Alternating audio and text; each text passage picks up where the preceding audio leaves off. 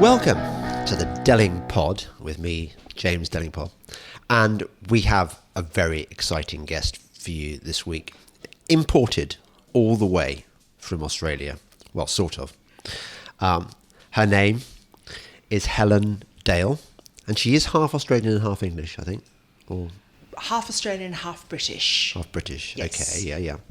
And you are the author of, are there 3 in the series or just 2 at the moment? No, just 2, and will only ever be 2. Okay. Yes. So that's not a trilogy, it's a... I'm not actually sure, diptych, something like that, yeah. 2 books called Kingdom of the Wicked. And we're going to talk about that in a moment. I've read the first one. I'm looking forward very much to reading the second. They're great books. They're kind of alternate reality books, aren't they? Yes. Yeah. Speculative fiction or alternative history. Yeah. And we like that. We like that kind of shit.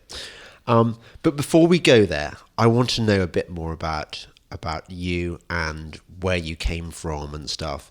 Because I met you at the Battle of Ideas. Yes, that's correct. Well, I love the Battle of Ideas, the thing that Claire Fox holds at the Barbican every year. And even though lovely Claire Fox kids herself that she's a kind of Marxist, I mean, she's totally on board with everything I believe in and probably everything you believe in. If you want to know what the noises are, everyone, it's I'm being molested by a dog. It's that, dog. What are you doing? That dog, by the way, the reason that my microphone has not got a microphone cover on it is because the other day the dog ate it, just savaged it. Because you decided that the microphone foam belonged in your tummy, did it, doggo? No, what happened was that I'd been away all day, and the dog had been chained up, and the person who was meant to come and give her a walk hadn't. And so the dog punished me, because the dogs do this. If you've upset them, they take revenge, and then it's not sort of conscious; it's just instinctive. They rip up your microphone cover as or whatever, or underpants, socks. Yeah, exactly. So you're from Queensland, yes, which is, I love Queensland. I mean, it's got crocodiles, killer snakes, butterflies. The Barrier Reef. It's got fewer, possibly ghastly left liberals than the other states. Probably, yes. Even the Labour Party doesn't have left liberals in Queensland. That's good. And you've got places in the outback like Chillago, which is the outback town that I went to when I was Australian. I'm just really stunned to find someone who's been to Chillago Caves because this was a place of my childhood. And I actually haven't visited there since my childhood, but it is something I associate with my childhood. Okay. Well, yeah, I'd say recommend any special friends visiting Australia, do go to Chillago. It's an amazing place.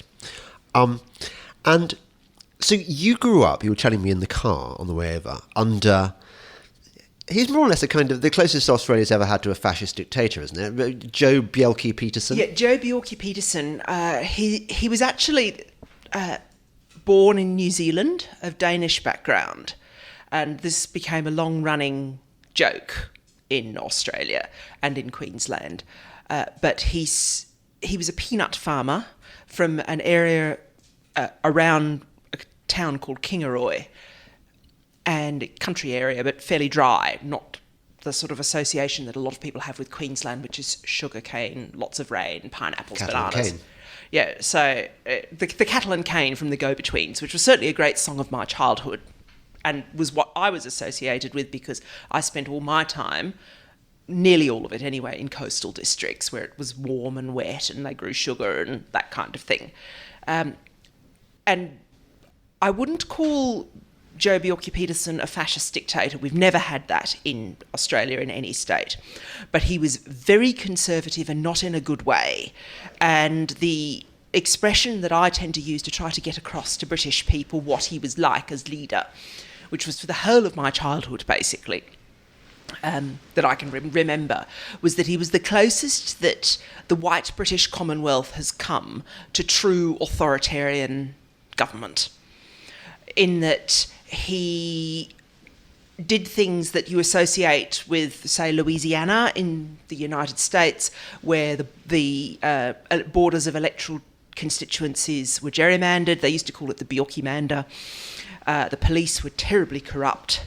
And I mean, I actually saw things that really shock people who come from developed first world countries, because I saw people bribing police when I was a child in order to get the police to, say, for example, release a valued Aboriginal farm worker from jail who'd been locked up overnight for drunk and disorderly or something like that. So it was a very conservative, largely rural and noticeably corrupt place to grow up. In a way, it sounds to me like the left loves to caricature conservatism as this authoritarian, selfish, corrupt thing, and perhaps Joe Bjelke-Petersen was as close as you can get to the kind of left's fantasy version of... Yes, I mean, they used to call Queensland the Deep North, in the same way that people in America refer to the Deep South. But there are lots of different varieties of conservatism, and Bjelke-Petersen was a very, very particular kind of conservatism. There were plenty of conservative governments in other Australian states and in other countries all around the world that might have been genuinely socially conservative, might have been genuinely economically conservative, but they were nothing like the Bjelke-Petersen government. And the really standout thing with Joe Bjelke-Petersen was the corruption. Did this not put you off being a conservative, or were you? I don't know. Were you a lefty when you were a child? Or? Not really. No. My family was always sort of, broadly speaking, conservative, as most country Australians are. But they have distinctive conservative traditions that are tied to what used to be called the Country Party and is now the National Party. But there was also an aspect to conservatism in Queensland where the Country Party, which then became the National Party, wasn't just a political party. It was a social environment. Like, there were very strong links, for example, between the local Country Party and your bachelor and spinsters balls. Yeah. Which I don't know whether you have them over here, but sort of big country dances, basically. And for years, simply because of where I grew up and what sort of background I came from with my family, I got invitations to bachelors and spinsters balls. Yeah. Have you seen that movie Get Out? No, I haven't. You know the one I mean. It was a really good thing about a black guy who goes out with this white girl who comes from that kind of environment that you described, where the sort of the country club set and they dictate everything. They dictate the mores and stuff. The running situation was, and I remember my father saying this, well, you have to be a member of the National Party, or the Country Party as it was when I was little, because otherwise it starts getting difficult to sell your crop. You know, so it was more than a political party. It was kind of a social environment that sucked country Queenslanders in and made it very difficult for them to leave, even if they weren't really interested in politics. Although let's not pretend that the alternative isn't far worse. I mean, the left are just way worse, aren't they? Just generally. Well, they've just gone feral recently. I grew up. Well, not grew up, but by this stage I was in my early 20s and late teens, when Australia had a series of extremely competent Labor governments. Particularly when Bob Hawke and Paul Keating were in charge. And I just don't recall anybody. I mean, I'm sure they existed. I'm sure that we had mad Marxists and mad socialists and the kind of people who went into the extremes of Labor over here. I'm sure we had them too, but I just don't associate them with the Australian Labor Party that I remember in my 20s. Yeah.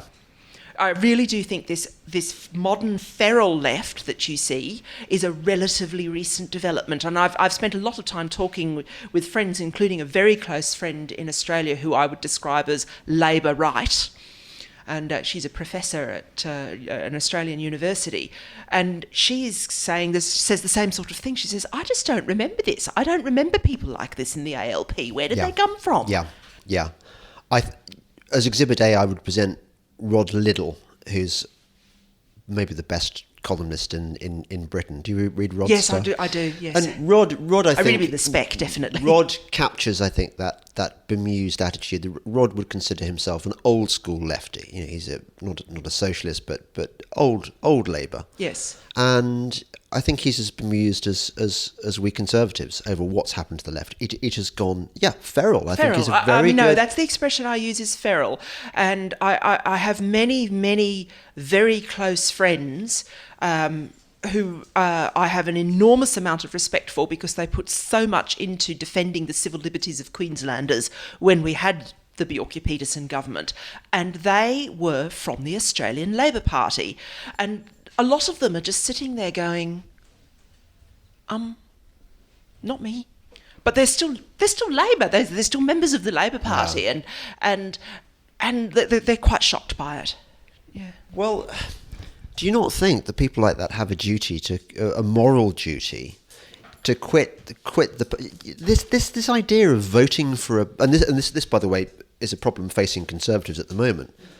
If the Conservative Party ceases to represent conservative values, then you shouldn't keep on voting for it. And in the same way, I'm shocked that these people in the north of England, particularly, for example, who will always vote for a monkey if it's wearing a red rosette. Yes, they vote for the rosette, not the person. But hang on, their party in the north is being taken over by MPs who sell them out to Islam, or MPs who are denying them Brexit. And you're thinking, well, how much bad stuff does the Labour Party have to do before you start taking away your vote and voting for what you believe rather than what the party represents? Well, yeah, this is sort of... Brexit has produced this extraordinary social division in the United Kingdom, where you've got this situation where an issue divides both the major parties roughly 60-40. It seems between 60 and 70% of Conservatives are pro-Leave, but there's a very significant rump of Conservative Remainers. Yeah. On the other hand, you've got in Labour, roughly 60 to 70% are pro-Remain, but there's a very significant 30 to 40% that are pro-Leave. So you've got this huge division down both the parties. And so the party system is ceasing to work. And I tend to take very seriously the arguments made by Dr. Stephen Davies at the Institute for Economic Affairs, and I've quoted him extensively in my coverage of Brexit for The Australian, which is Australia's main national daily. And he talks about this realignment in politics where the governing issues that matter most to people are just changing, and they're changing as we watch. Yeah.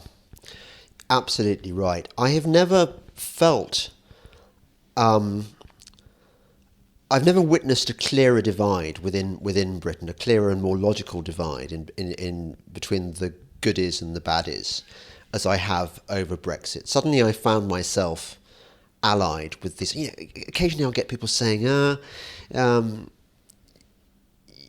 how can you rail against the establishment elite when you went to Oxford and you talk posh? And I say those distinctions don't count anymore. The establishment I'm talking about now is not the Brigade of Guards and the old Church of England and people in bowler hats and stuff. They're gone. They're gone. They went ages ago. They were probably only ever a straw man in the imagination of Owen Jones and his forebears. But Brexit has really... do you know what it reminds me of? I wrote my first novel. I decided that I'd have to go and live in the south of France to write my first novel. Oh, right. So I went and lived in this village in Montpellier called Saint-Jean-de-Fosse, and I watched the communities. And there were two boules terrain in the village, and one boule terrain was used by the people who had been more or less collaborators in the war. And the other one was used by the people who claimed to have fought for the resistance, and everyone knew who was who, and neither of the parties really mixed. And I'm seeing that divide now. I've lost friends over Brexit, but more than that, I've watched an element within my generation just flip completely, just lose it, people actually losing their marbles. I'm not going to name my ex-friends, because that would get me even deeper in trouble. But I see them. Yeah, I see them not just losing it over Brexit. I also see them embracing causes, the kind of SJW causes, oddly enough, in order to distance themselves still further from what they perceive as the racism and Little Englander mentality of us Brexiteers. I have tried. I have seen this as well, and I've written a bit about this in Quiet and for the Australian also. Is that how you pronounce it, Quiet? Yeah, well, it's a French word, so Quiet. Yeah. And not Quillette. But huge numbers of people, including people who work for it, say Quillette. But it is a French word. By the way, can I just say, I love Quiet so much. I think it's one of the best. It restores my faith in the Fourth Estate, that there is still room in the world for that kind of Claire long form. Lehman is... I have known her for many years because she's Australian. Yeah. She's when I used to live in Sydney, she's dined in my house, and she knows... I knew her very well. She knew the politician I used to work for, the senator in Australia. And I would describe her as probably the most gifted commissioning editor I've ever worked with. And I've worked with a lot of good commissioning editors who have real talent, who are very good at finding good writers and who are very good at bringing the best out of you. I mean, there are some... I mean, because I'm a freelancer, I've written for lots of different outlets. From The Spectator, I've started... This month I start a column for Standpoint, also The Australian, for Quadrant, but also even going in the opposite direction politically, I've written for The Guardian and so on and so forth. And I was actually working in the Parliament at the time. I was working for the politicians, for Senator David Leyonhjelm, and when Quiet first emerged as a sort of force, and there was just one extraordinary article that Claire actually wrote herself about something known as stereotype accuracy, and I'm not going to go into that. I just recommend you just... people listening to the Delingpod, just Google Quiet Lehman stereotype accuracy, and just Google it and just have a read of what she wrote. Because I was actually in Canberra. It was during a sitting fortnight, and this article about the way we all stereotype our opponents, but also stereotype ourselves as well, which is really quite extraordinary, just went all around the Red Wing of the Australian Parliament. Staffers, it did not matter what their political persuasions were just going, this is it. This is exactly right. And not only did she have the ability to explain complicated, in this case it's from psychiatric ideas, but just to find other people who could do exactly the same thing. It's like she's been hiding them all in her back pocket. And the thing is with me, I mean, she got me to write for Quiet, and okay, that's fine, but I'd already been writing for The Spectator and The Australian and that kind of thing, so I was kind of a known quantity. And before that, I'd had novels published and so on and so forth. But some of the other people she found, I mean, she found one bloke who was an undergraduate student and who was like 19 at the University of Queensland studying anthropology. She found him. And she just found him, this chap called Matthew Blackwell, and he's just extraordinary. Coleman Hughes, he's American, so I like Coleman Hughes, he's black. Yeah, I don't know as much about him because obviously she recruited him from the United States. I tend to know the Australian people she's found and the British people she's found better. But it's just this extraordinary talent for finding writers that no one knew existed who are just really good. No, it's really good. And she's hot, isn't she? Yeah. I hear. You're allowed to ask me that. Well, yeah, because I mean, local homosexual. Yeah. As a lesbian, hot, yes. you can give me the. Can I congratulate you? By the way, I think you are the first leser we've had on the show. Oh, really? I think we've, but unfortunately, I've already gone better than that. I've already had a transsexual person on. Oh, who did you have? Susanna Moroz. And the weird thing was, this is just a side story.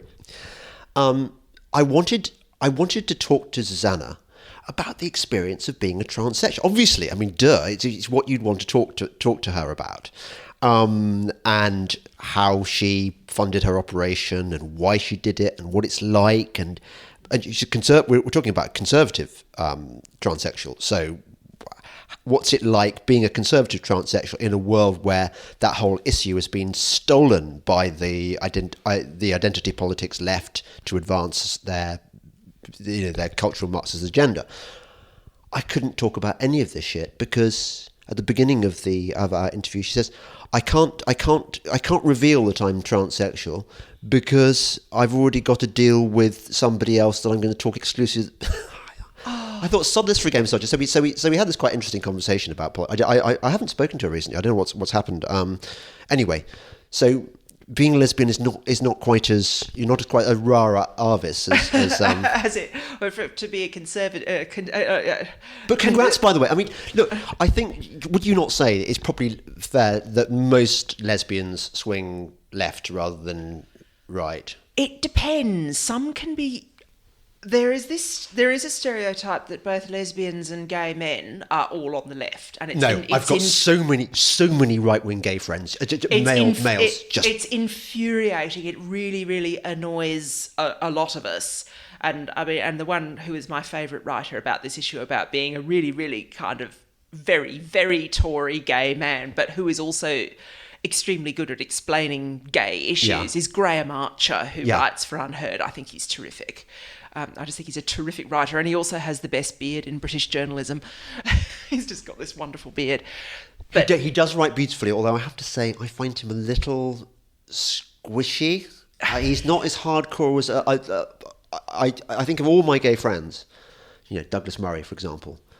They make me look like Tony Benn. I mean, they make me look like a bloody pinko. That's how. Whereas Graham, I think, he writes exquisitely, but I think he's in the centre. He's the kind of person who would call himself centre right. Yes. And I would never call myself centre right because I don't buy into that definition. I think it's a fake definition used actually more for the purposes of virtue signalling to the left that you're not. I'm right wing, but I'm not that right wing. I think fuck that. Anyway, that's another. But yes, and it was to do with you had situations. Now you're being molested by a dog. No, stupid dog.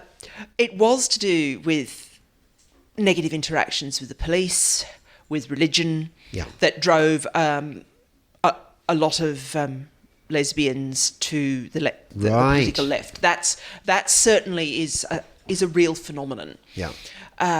But the stereotype of bonkers lesbians who are all radical feminists, that's just not true. Is it not? There's quite a lot of empirical evidence now that lesbians tend to be statistically very high earners. So you've got a lot of very middle class and upper middle class lesbians who do very well economically. They're up in your high earnings bracket when you do calculations of the gender pay gap that are not silly, that actually take things like childbirth and choice of major and hours worked into account. You tend to find, I remember reading relatively recently, there was one study, and I think it might have even been an Australian study, that childless lesbians are 117% ceteris paribus of your male earnings. So when you've got a lot of people like that, I'll quote a line from my old boss, from Senator Lionhelm. He says, well, after a while, you get sick of seeing your paycheck with so much taken out of it. And that simple effect of having your pockets picked can drive people to the political right. It's funny you say that. I've been meaning at some stage, I want to do a podcast with my eldest boy, the Rat, as he's known, who left England for Hong Kong. And okay, I mean, being my boy, he had a sound upbringing, let's say. But going to Hong Kong, just absolutely, when he compared and contrasted his experience there, where you get low taxation, 10% tax maximum, with his experience in the UK, where he recognised, even as a young man, that he was supporting lots of bludgers, as you call them. In Australia, yes. Yeah. You're absolutely right. That nothing like a kind of a depleted pay packet turns a man or a woman or whatever to conservatism. To being conservative, yes. Yeah. Yeah. And I have a lot of lesbian friends who've gone through that process. Great. Who might have, and they probably still are very socially progressive, but they're just sick of. I've seen people just sitting in front of me holding their pay slip going, this is getting really old. This is getting really, really old and I'm through with it. I tell you what's sad though. Back in the day, I could probably have said, look, some of my best friends are gay, and I could have pointed to my friendship with Helen Dale, and this would have shown to the enemy that I was actually really okay.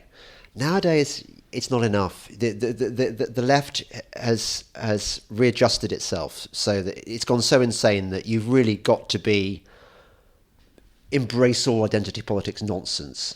I actually think that's a terrible loss to not be able to say I have gay friends or black friends or Jewish friends or whatever the minority is under discussion, because the way human beings come to see other human beings as human beings and not as a stereotype is by treating with them as individuals and as friends. I totally agree. And if you can't do that, then it is actually so much easier to be turned towards being prejudiced.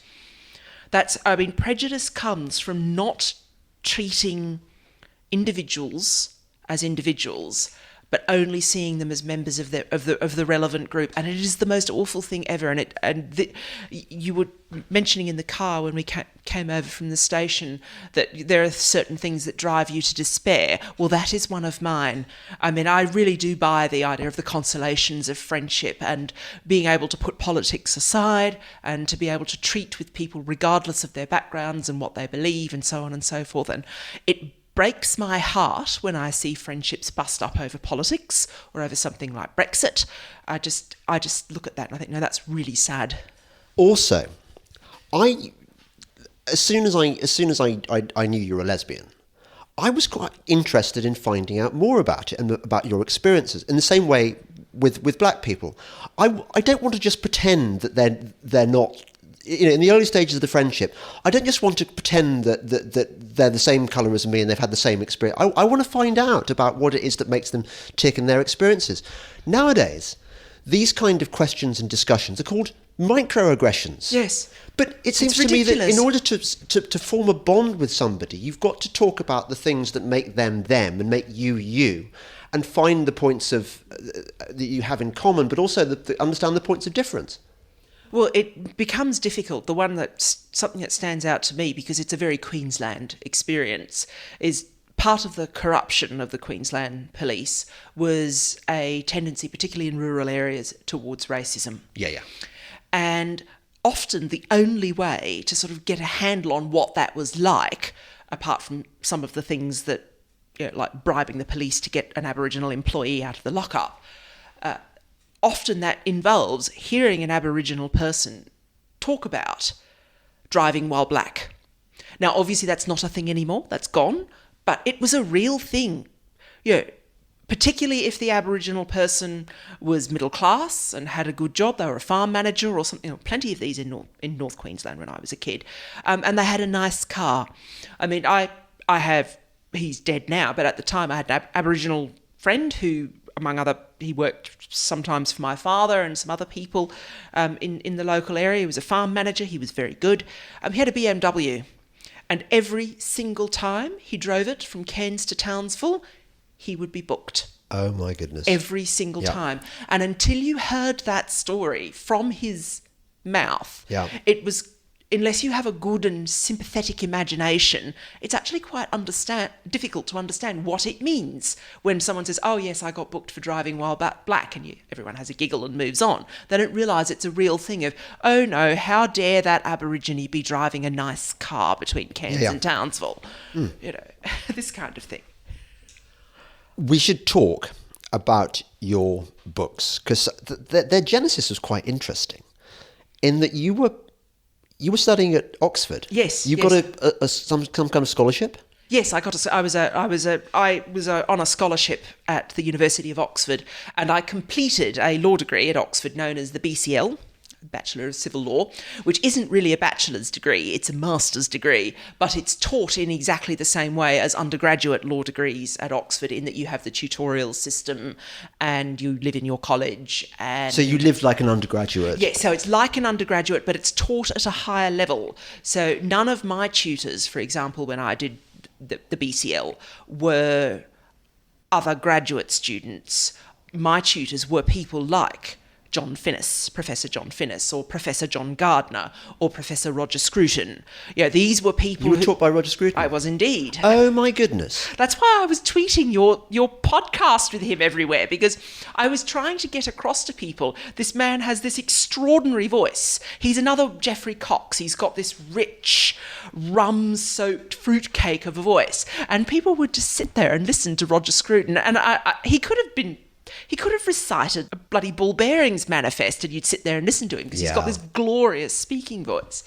Yeah, he is our god. I in fact, almost of all the fine moments in my podcast to date, I think the best. I don't think I'm not sure whether he said this on tape or not, but at the end he sort of intimated that this had been a good and worthwhile discussion, and sort of intimated that I was intellectually acceptable. And I thought, oh my God, that's like surviving a tutorial with Roger Scruton. With Roger Scruton, yeah, you've got off, and yeah. So that's the difference with the BCL, and so it's taught by the sort of leading figures in the field rather than by other graduate students, because it is despite the name, it's at the master's level. This was when? I went up in 2007. Okay, tell me, had Oxford gone to shit by that stage, or was it still all right? It was absolutely fine. God, this is what I'm talking about. This bonkers leftism is quite new.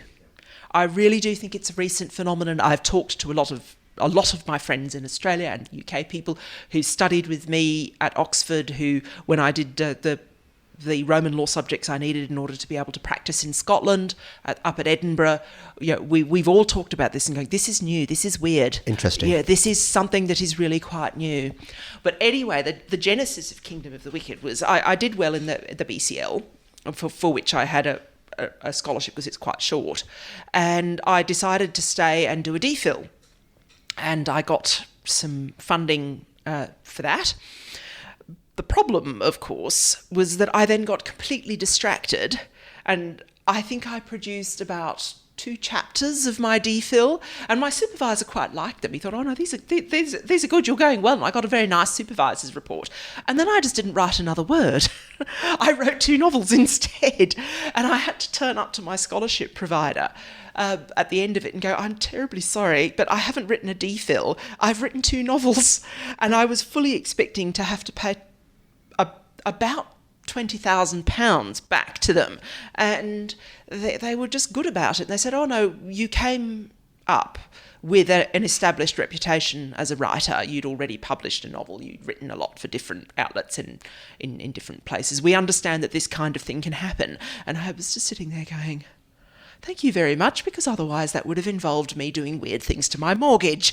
But that's a really happy story, because that makes me think that sometimes the world does work. Because Yes. It's obvious that, and in a way, your books do justify the scholarship and your grant, whatever, because actually they are about the workings of the law, really, Yes. aren't they? The workings of Roman law. And lots of the reading that I was doing for what was going to be a DPhil in aspects of jurisprudence, that was my area of interest. Jurisprudence, governance, rule of law, those are the areas that I was always interested in as a scholar. They all fed into a novel, and the thing is, if I had have written a DPhil, I'd have got a few academic papers out of it. I'd have gone further Which no down. one would have read. I'd have gone further down the path to academia rather than practice, back into practice. But the thesis itself, the actual doctoral thesis, the DPhil, would have been read by, to use the Australian expression, 2 men and a dog. Yeah. I.e. my supervisor, my examiners, and maybe a few other scholars. Whereas I don't have the figures for book 2 of Kingdom of the Wicked for order. But book 1 of Kingdom of the Wicked has, as of just before Christmas, had already sold about 10,000 copies. That's a lot Which more. is- That's a lot more people to read your ideas. I agree. So while I've got you, tell me what the fundamental difference is between Roman law and English common law. Everything to the Romans is reducible to contract. Nothing is taken outside the logic of the law of contract. And even their religion. If there is a god, or if there was a god or gods, because they were pagans, that the Romans got down on their knees before. And I actually give this line to one of my characters I think it's in book 2 rather than book 1, and worshipped. It is the law of contract. So things that the English common law never reduced to contract and are now struggling with, the way divorce works in England, the way the sale of property works in England, and you can have problems with the chain, and you get gazumping and gazundering and so on and so forth. The Scottish system, which is based on Roman law and a blind auction, is completely different and much, much more efficient. But it's also got a degree of ruthlessness to it that you don't associate with a lot of European countries, because, for example, the European countries, a lot of them call on the Napoleonic Code. Roman law was actually quite like the common law in that it was uncodified and it developed progressively over time and so on and so forth. If you want to see large areas of law that look really quite close to what the pagan Romans had, then you need to look at something like Scottish property law or Scottish family law. You wouldn't look, although there are some areas where it is quite close to the pagan system, you wouldn't necessarily look at the law in France and Spain, because it is, whilst it's Roman, it's also Napoleonic. And if I have a little argument with my fellow Brexiteers over the law, is that some people, like the likes of Daniel Hannan, they only see the Napoleonic form of Roman law. They don't see that the Roman law that, for example, fed into the ideas of Adam Smith, which is the Roman law that was used in Scotland, and how that too could also be a great engine for liberty. Right. So there is, there is quite a widespread view amongst a lot of Brexiteers, and I tend to have to sit there and be the person who explains Roman law 101 and go, no, you think you're making the mistake of thinking that all Roman law is what they have in France. And yes, France does indeed have Roman law, but it has codified Roman law with the Code Napoleon. And that's not the way the Romans did it. And you need to be aware that the traditions that fed into that codification were not necessarily the same as the traditions that fed into the development. That's interesting. Scots law. You've sort of answered, well, semi-answered my next question, which is we spend a lot of time congratulating ourselves on the living system that is English common law, the case law, and it evolves over time, and so in that way it satisfies the needs of a changing culture. So it's sort of by common consent, isn't it? Yes. And we think that's good, and a lot of countries in the world seem to like it too, because they're happy to do business here and they look up to our legal system. But are you saying that actually Romans are better? No. I've always been, because I'm trained in both and I've practiced in both systems, it's very much horses for courses. There are certain things that the English common law does that are just extraordinary. And the one that I would like to nominate as the greatest achievement of the English common law is the Limited Liability Corporation, which was a creation of the English equity draftsman. Marvellous thing, because it democratises capitalism, because it allows ordinary people who don't have very much money to bear relatively small amounts of risk in order to enter into markets in the form of buying shares. All of the legal structures that existed before then, both Roman and English, exposed people to enormous amounts of risk in order for them to participate in capitalism. Now, that doesn't necessarily mean those structures are bad. The Roman Mutual is a very good system. The John Lewis Partnership is a good example of that. It produces attractive relationships between the individuals who form that partnership. That's one of the characteristics of a mutual structure. But partnerships, as originally conceived of, if you were a partner, you put yourself at enormous risk. An equity partner did. I'm sure every one of us who's had friends who go into a law firm that isn't an LLP is still a traditional partnership on the partnership model. They have to put money in, and if the firm goes under, they lose it all. Yes, it's like Lloyd's names. It's the same principle as Lloyd's names, exactly. Yeah. So that is, to me, the great achievement of the English common law as the limited liability corporation. It made modern capitalism possible. And when did that come in? The original joint stock companies go ultimately back to sort of the 17th and 18th century, but in its modern form, in Salomon's case, it's 19th century. Right. Okay. Well, I never thought the conversation would head in that particular direction, but that's interesting. So you wrote these books, and you created this alternate reality in which industrial civilization had come to the Roman Empire. So when are your books actually set? I mean, if you had a date. Well, this is where they're slightly unusual in terms of speculative fiction or alternative history, and this shows my history as a literary novelist rather than a writer of science fiction. Yes. By way of background, my first novel, called The Hand That Signed the Paper, was straight literary fiction. And in the quite traditional sense, and because of my education and background and upbringing and style of writing and so on and so forth, I won a large number of literary awards for it in Australia, including the Miles Franklin, which is the Australian equivalent of the Booker Prize. So literary fiction, these are prizes like that go to literary fiction. Yeah.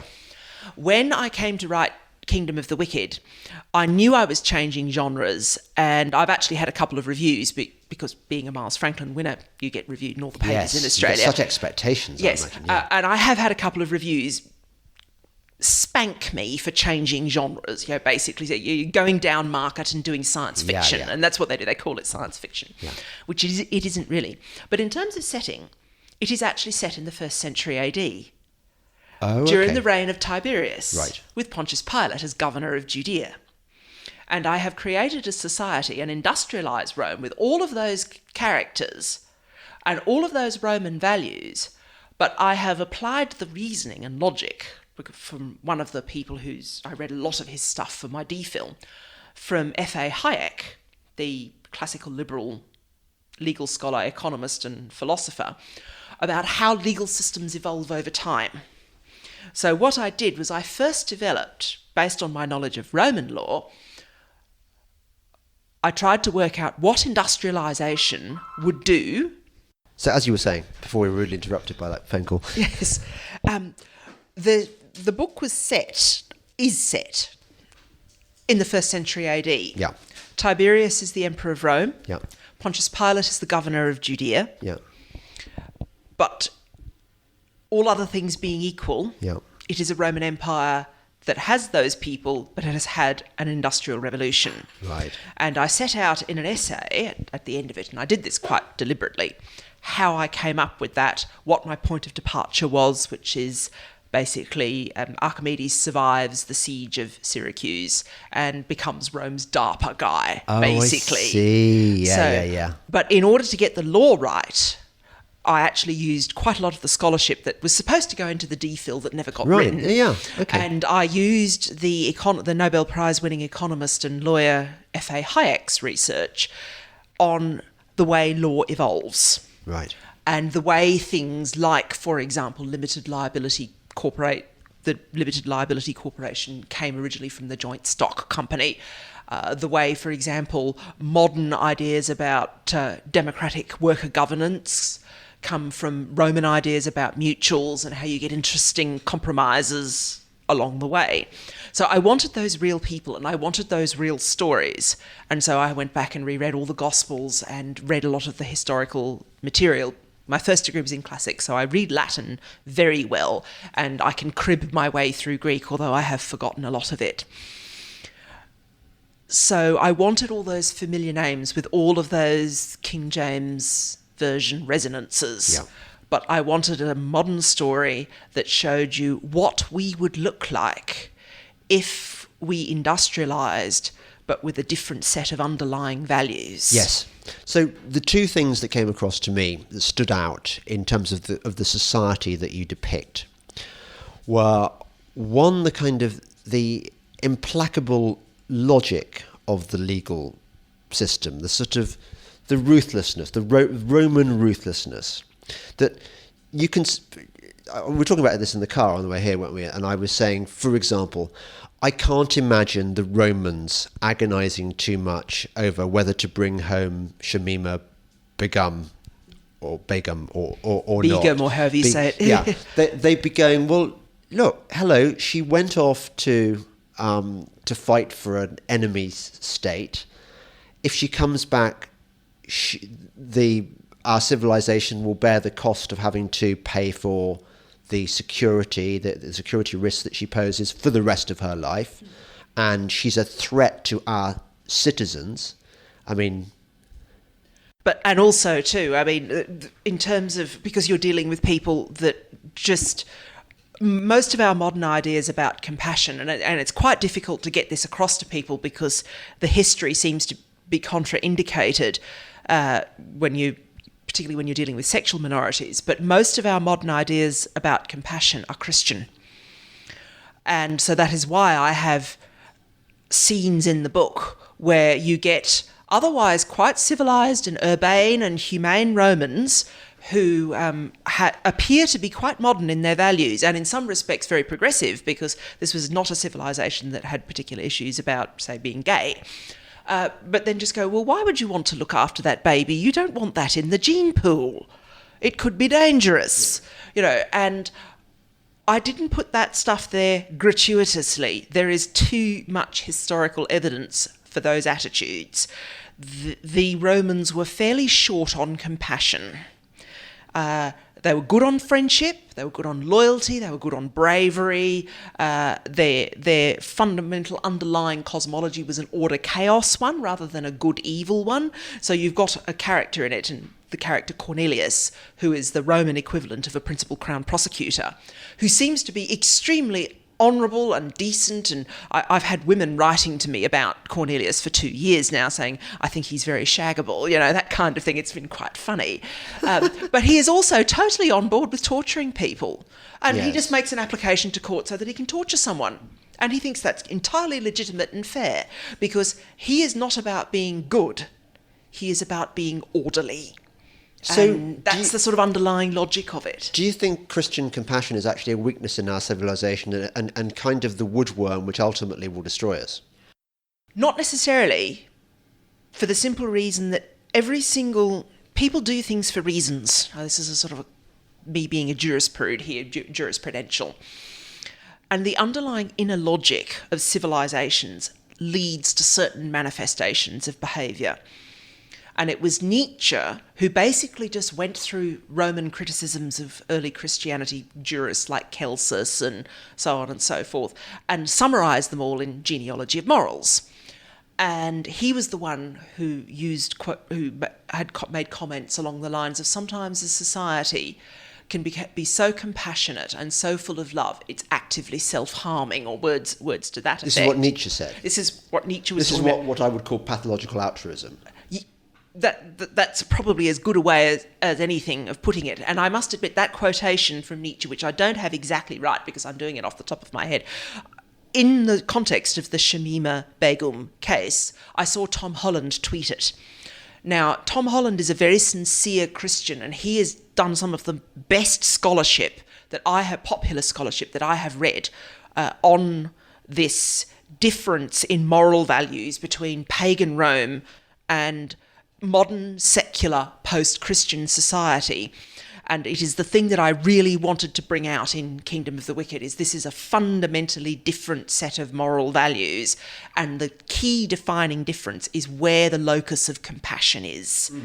And because you haven't read book 2 yet, but I mean, you will have noticed already with book 1, the lack of compassion produces this very orderly, pragmatic, reasoned society that produces a functioning legal system. And I strongly recommend get the Oxford University textbook on Roman law by Paul du Plessis, who was my tutor up in Edinburgh. So I had to do Roman law so I could practice in Scotland, and he was my teacher. And if you read that, you see this commercial, orderly, brilliant, genius civilization for law, but you also see this trait of terrible cruelty. You can't accuse the Romans of being terrible misogynists. They weren't. The status of women was high. You can't accuse them of being horrible homophobes. They weren't. This is not something they didn't even think it was an issue. They just didn't think it was an issue. But you then go through, there's a section in du Plessis' textbook, and there's a section on how to draft contracts, and he's quoting various Roman lawyers. One of them was a lawyer called Gaius, and we know so little about Gaius, we don't even know if the Gaius in question might have been a woman. Because there's a lot of attention in Gaius's writings to the status of women and arguing in favour of it. He, in inverted commas, sounds quite feminist. And then you get to a section on the difference between contracts of purchase and contracts of hire. And he talks about it, and his case study that he uses to teach young lawyers, he was a barrister, or what the Romans called an advocate, and to train people in his chambers, is gladiators. If you buy the gladiator, or you hire the gladiator and the gladiator is killed, then you have to pay to the person who trained the gladiator, you have to pay under a contract of sale.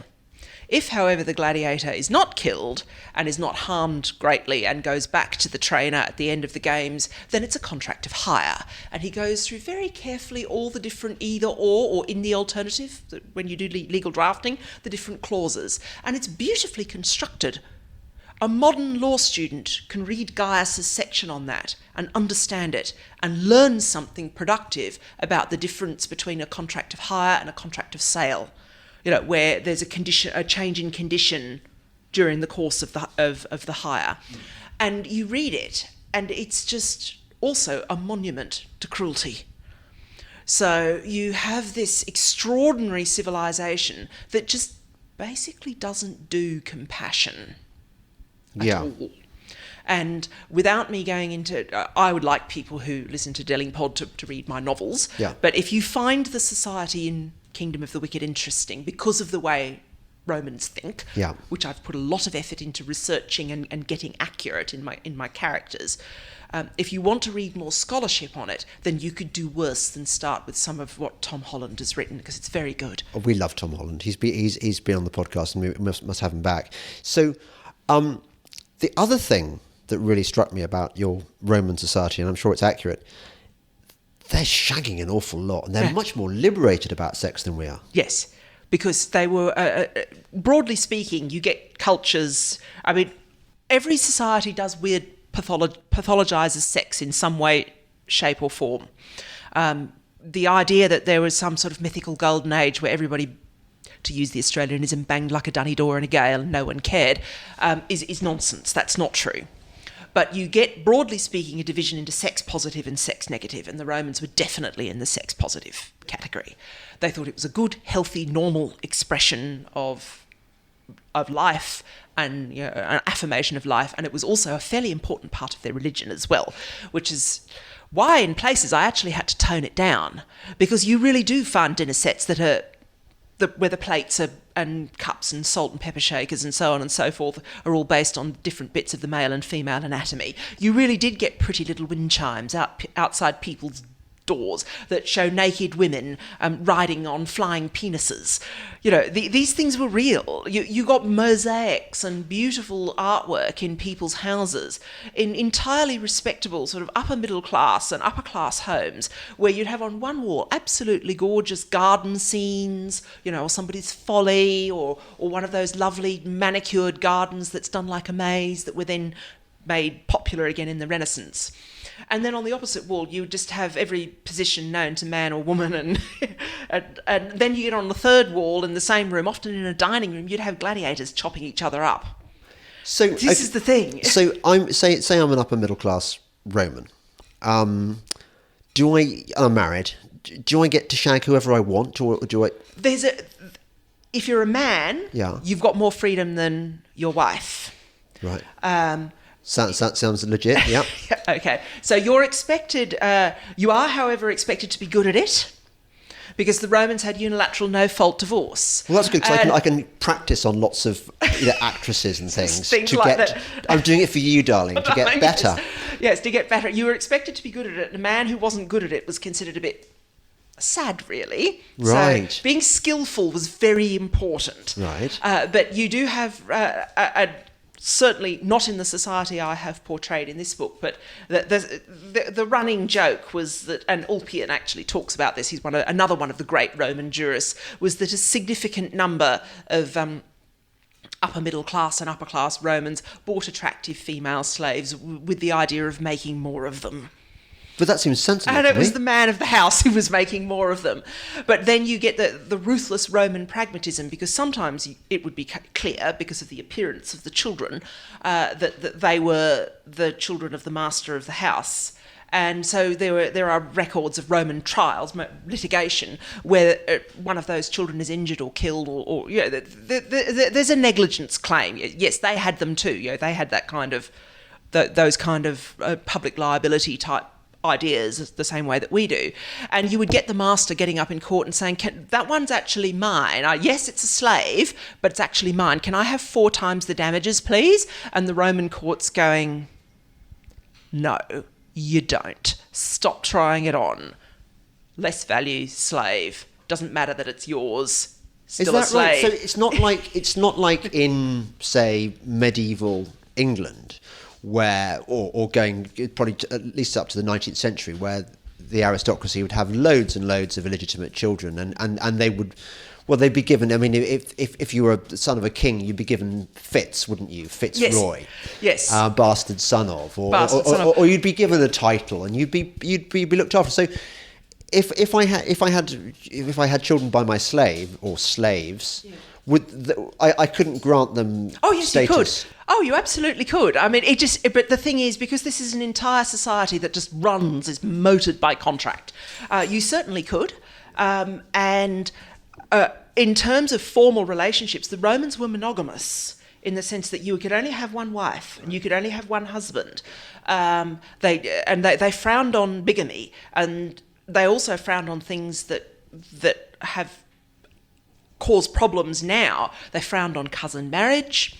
That's why when you read the Roman writers and the historians, and some emperor passes a law so that a pair of cousins can marry, or a uncle and niece, or a aunt and nephew, or that. And it's always people in the imperial household doing this. It's never sort of even the Senate. They don't try that on, because there was a huge taboo against line breeding. But that makes sense. It makes sense, yes. And it's actually a gift from Rome to us, which is because it means that our societies, one of the reasons they have been able to produce the modern liberal market order, is because we're less tribal. And the reason we're less tribal is because we've had thousands of years of lots and lots and lots of people, the majority of people, with the exception of a few people in the aristocracy, producing Habsburg lips and things like that. The great bulk of people have always married out. Exogamy rather than endogamy, and that's a great gift from the Romans to us. What did the Romans do for us? And exogamy is a good one. Exogamy. Okay. And where did they draw the line? I mean, in terms of what you could do sexually and whom you could shag, or bestiality? They didn't like that. People did it. Yeah. Because it's all through the mythology, right? Some of which is Greek, but some of which is Roman. Oh, like swans. You can have sex with a swan. Yeah, but it was considered a bit off. They also had a special word that had 2 meanings. It's stuprum in Latin, and it could mean just a general term for sexual immorality. and was kind of a floating noun, verb and adjective. The way Australians use bastard, it can just mean all sorts of different things in lots of different contexts. It can be extremely rude and can start a fight, but it can also just be funny or endearing. Yeah. So it had that meaning, but it also had a specific meaning, which was, I'm going to quote a Scottish friend of mine because I was forced to translate it in a tutorial with Professor du Plessis, where he was trying to explain what a piece of Latin meant without turning everybody all these English lawyers who want to be Scots lawyers, without embarrassing them enormously. And he looked at me and said stuprum, and I said, well, it's 2 men and 1 woman. And a lady from Fife, who I still know, who is still in practice in Scotland, became a solicitor up there, she said, oh, in her lovely Fife accent, which I can't rip off, a spit roast. What? So that was encouraged or discouraged? It was ooh la la. It was, that's very, very... You see it in their artwork, but that group sex thing was widely liked, but it was considered very risque. Oh, okay. Yeah. And where were they on what we would call paedophilia? That's a difference actually between the Romans and the Greeks. You see in gay relationships, you do see the age gap. Right. In gay male relationships that you associate, even in modern society, there is often an older gay man and a younger gay man. So pederasty. But unlike in Athens, where the boy was often about 12 or 13, you see with the Romans, you tend to see the kid is sort of 16 or 17, is older, getting towards modern ideas of age of consent, and of course the concept of an age of consent is with a bright line. This is the age beyond which you can consent. Below that, you can't consent, is actually a Roman development. It was a development of the Roman law. Okay, and what was that age? It varied from time to time. It went down to as low as 13 at various times, but also came up as high as 16 at various times, depending on the historical period. Right. And it was always a bright line. And there was actually an enormous argument between 2 opposed groups of Roman lawyers. One group, which had the modern argument, which said that you have a bright line, that's the age, because it's just ridiculous otherwise, and you finish up with a situation where you have to look at the individual child rather than a simple rule of general application. But the other group, other group of Roman lawyers were saying, well, actually, no, you can work out who's an adult. Has he got an Adam's apple? Has his voice broken? Have her periods started? A bit like Bill Wyman and Mandy. You probably don't remember that. Bill Wyman and Mandy Smith. Yes. Bill Wyman and the Rolling Stones. And Mandy Smith, I think, was very young when he met her, but she looked. I mean, I'm not defending him, I'm just commenting that she looked much, much older. And in the same way, some girls are 13 going on 40, and some girls are very much little girls. Well, it's the classic difference. You get one that's a paddle pop stick, and you get one that's looks like Cindy Crawford, that kind of thing. Yes, exactly. But you get exactly, and they're often remarkably detailed, these debates between Roman lawyers, and you eventually get people saying, no, we cannot have a situation where you get the teenage son and make him drop his toga, or you get the teenage daughter and start going through her underwear. You just cannot have this. This is ridiculous. You need a rule. Yeah. You need a rule. And that was a gift. That legal argument between 2 opposed groups of Roman lawyers before legislation was enacted actually went on for about 50 years.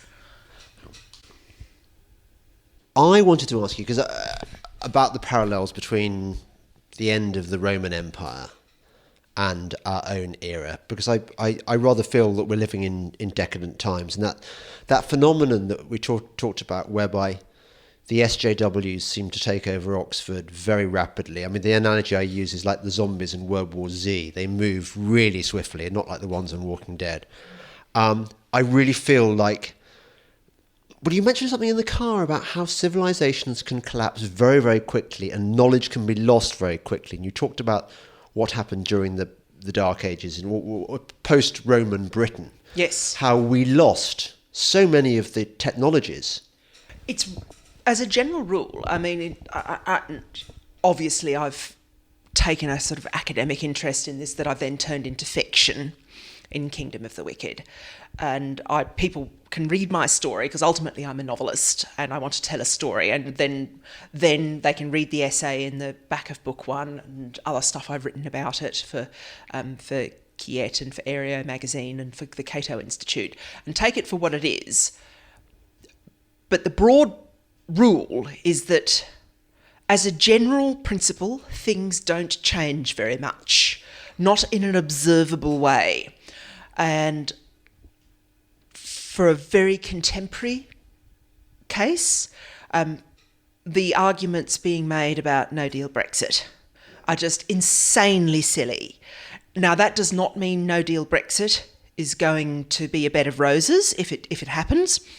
That's silly as well. But the idea that it is going to turn Britain into Venezuela is bonkers. No, Corbyn will do that, not Brexit. But it will take him time. Yeah. That's the thing. It's the boiling a frog thing. That is generally... Very good point. Yes. If you look at the history of Corbyn's Venezuela... Sorry, not Corbyn's Venezuela. What's he called? Not Maduro. Chavez. You see that at the start, things were quite... It seemed fine. I mean, my father used to say before he died, he used to say, it is always remember that you can do something that's really, really difficult for a short time.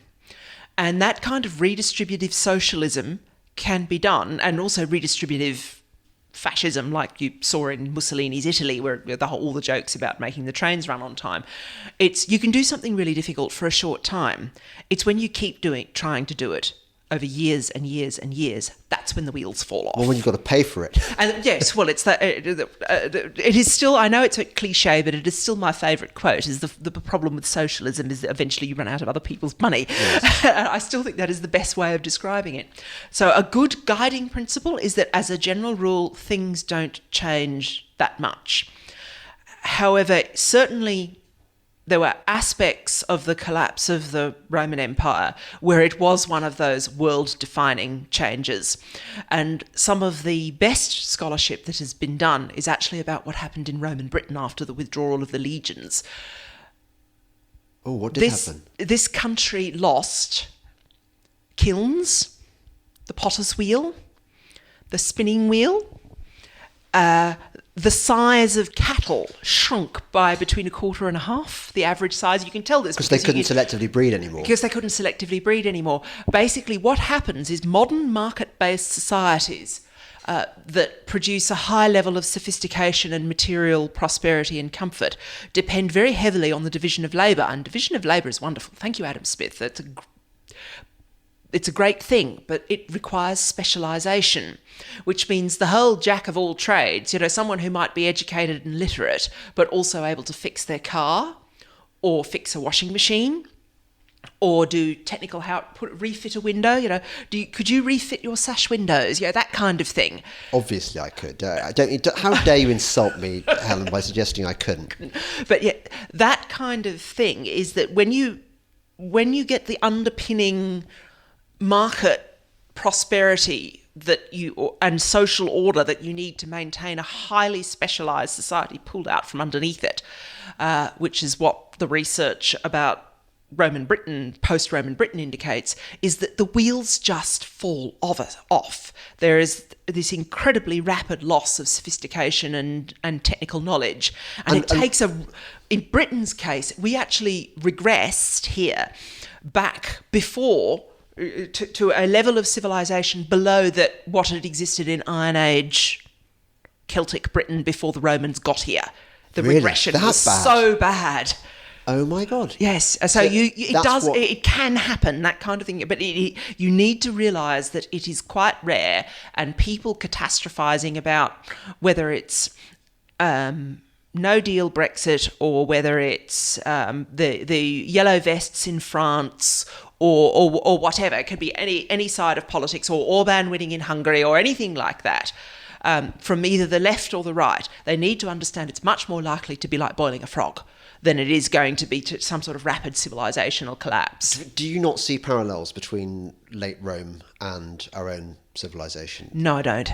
Oh. And the reason I don't is because the society that was very successful and capable and orderly and peaceful and produced all the sort of the sort of long periods of peace.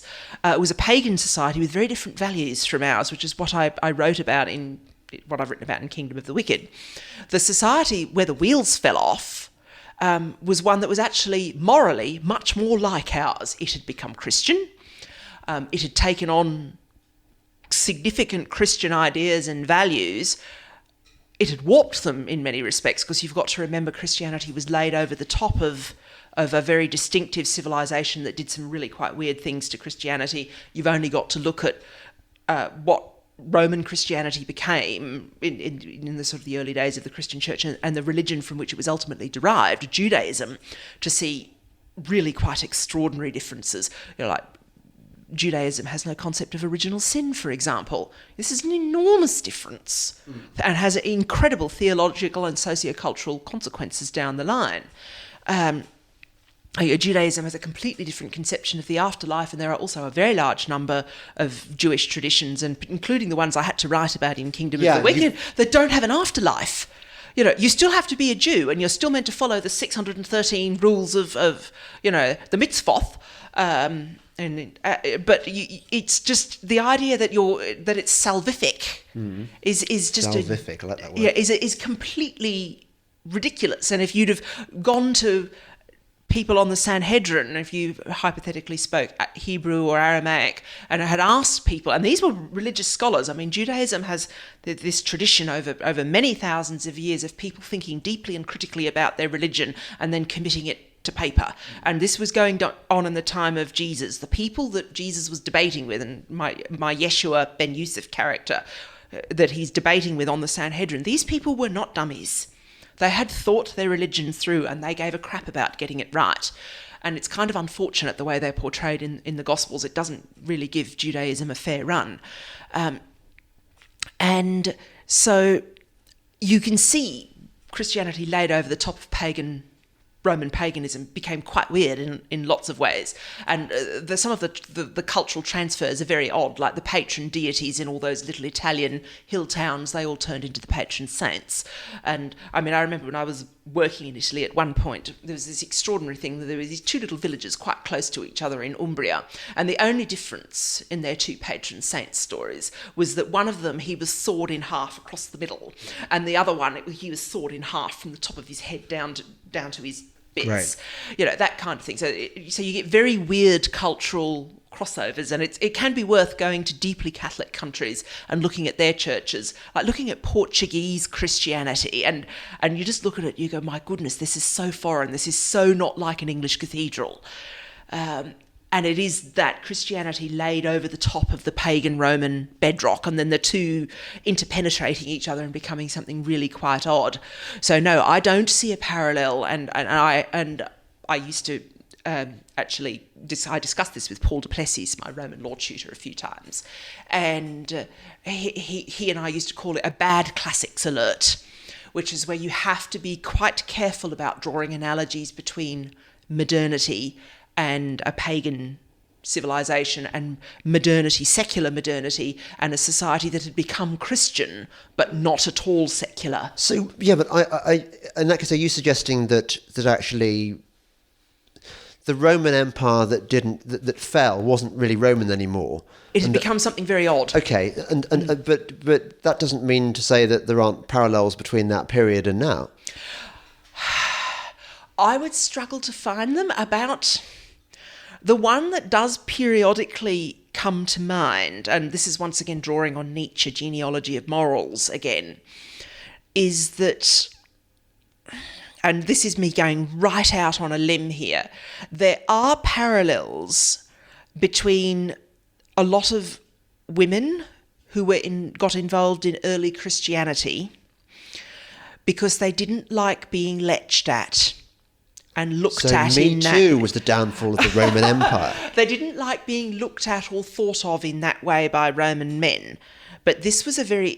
and remember, this is a society that had slavery and was terribly, terribly unequal in ways that we struggle to grasp. You'd